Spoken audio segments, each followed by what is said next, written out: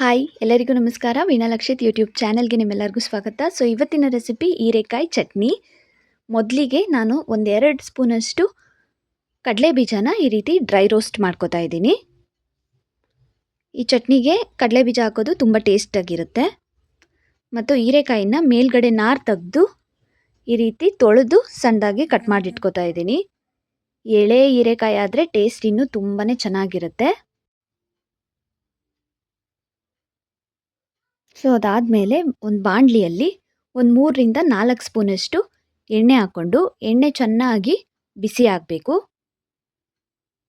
ಎಣ್ಣೆ ಚೆನ್ನಾಗಿ ಬಿಸಿ ಆದಮೇಲೆ ಕಟ್ ಮಾಡಿರುವಂಥ ಹೀರೆಕಾಯನ್ನು ಹಾಕಿ ಹೀರೆಕಾಯಿನ ಚೆನ್ನಾಗಿ ಫ್ರೈ ಮಾಡ್ಕೋಬೇಕು.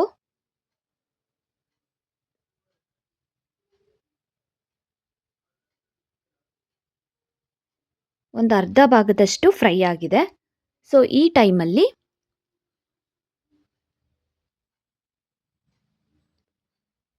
ಬಿಡಿಸಿಟ್ಕೊಂಡಿರುವಂಥ ಒಂದು 10 ಎಸಳು ಬೆಳ್ಳುಳ್ಳಿ, ಒಂದು 4ರಿಂದ 5 ಹಸಿಮೆಣಸಿನ್ಕಾಯಿ, ಒಂದು 3 ಗೆಡ್ಡೆ ಈರುಳ್ಳಿ ಕಟ್ ಮಾಡಿರೋದು. ಸೊ ಇಷ್ಟನ್ನು ಹಾಕಿ ಜೊತೆಗೆ ಫ್ರೈ ಮಾಡ್ಕೋಬೇಕು.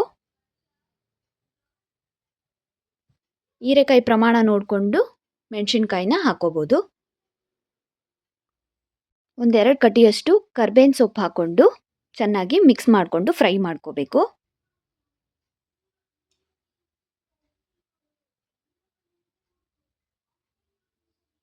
ಒಂದು ಅರ್ಧ ಸ್ಪೂನಷ್ಟು ಜೀರಿಗೆ,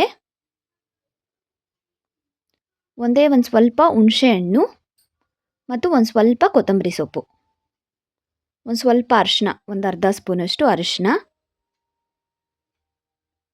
ರುಚಿಗೆ ಬೇಕಾದಷ್ಟು ಉಪ್ಪು, ಇಷ್ಟನ್ನು ಸೇರಿಸ್ಕೊಂಡು ಚೆನ್ನಾಗಿ ಫ್ರೈ ಮಾಡ್ಕೋಬೇಕು. ಹೀರೆಕಾಯಿ ಎಲ್ಲ ಫ್ರೈ ಆಗೋವರೆಗೂ ಚೆನ್ನಾಗಿ ಫ್ರೈ ಮಾಡ್ಕೋಬೇಕು.